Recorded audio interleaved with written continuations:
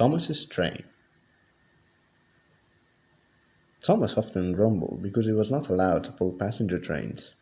The other engines laughed. "You're too impatient," they said. "You'd be sure to leave something behind." "Rubbish," said Thomas crossly. "You just wait. I'll show you." One night he and Henry were alone. Henry was ill. The man worked hard, but he didn't get better. Now, Henry usually pulled the first train in the morning, and Thomas had to get his coaches ready. If Henry is ill, he thought, perhaps I shall pull his train. Thomas ran to find the coaches. Come along, he fussed. There's plenty of time, grumbled the coaches. He took them to the platform and wanted to run round in front at once, but his driver wouldn't let him. "Don't be impatient, Thomas," he said. So Thomas waited and waited. The people got in, the guard and station master walked up and down, the porters banged the doors, and still Henry didn't come. Thomas got more and more excited every minute.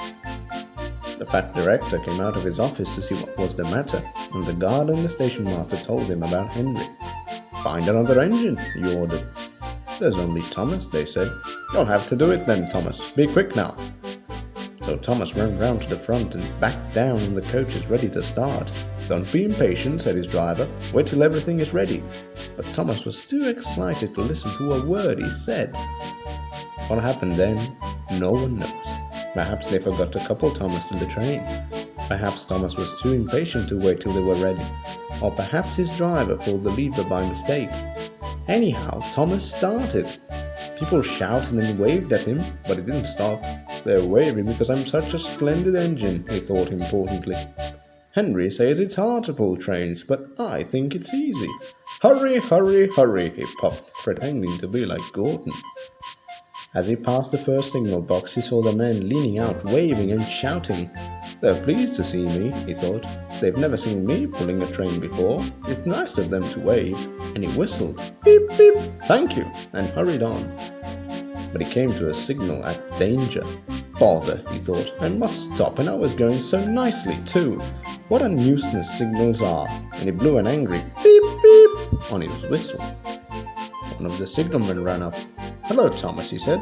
"What are you doing here?" "I'm pulling a train," said Thomas proudly. "Can't you see?" "Where are your coaches then?" Thomas looked back.